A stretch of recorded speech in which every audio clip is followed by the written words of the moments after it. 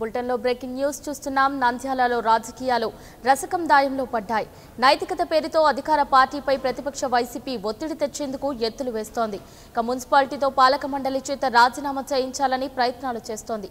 మున్సిపాలిటీతో చైర్మన్తో పాటు 18 కౌన్సిలర్ల చేత మధ్యాహ్నం రాజీనామా చేయించే అవకాశం ఉంది. శిల్పా మోహన్ రెడ్డితో పాటు 18 మంది కౌన్సిలర్లు వైసీపీ తీర్థం పుచ్చుకున్నారు. దీనికి సంబంధించి మరింత సమాచారం మా ప్రతినిధి హుస్సేన్ ఫోన్ లైన్ లో అడిగి తెలుసుకుందాం. హుస్సేన్, చెప్పండి.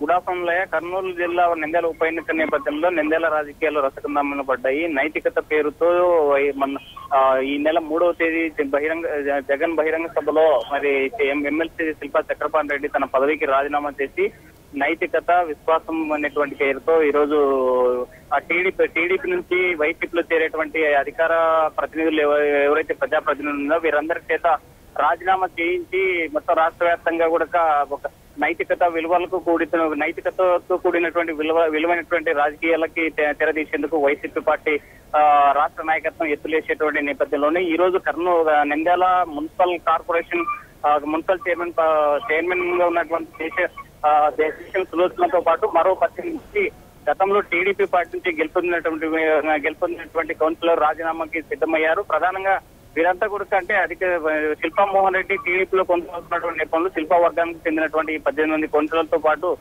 చైర్పర్సన్ దేశం సులోచన ఈ రోజు మళ్ళీ వైసీపీ తీర్థం పుచ్చుకున్న తర్వాత తన పదవులకు రాజీనామా చేసి మరోసారి తమ యొక్క నైతికతను చాటుకొని విలువైనటువంటి రాజకీయాలను మరి తిరుగుబాటు ఫిరాయింపులు చేసేటువంటి యొక్క పద్ధతిని మొత్తం పద్ధతికి ఫుల్ స్టాప్ పెట్టేందుకు ఈ రోజు వైసీపీ పార్టీ రాష్ట్ర వ్యాప్తంగా తెరదీసింది.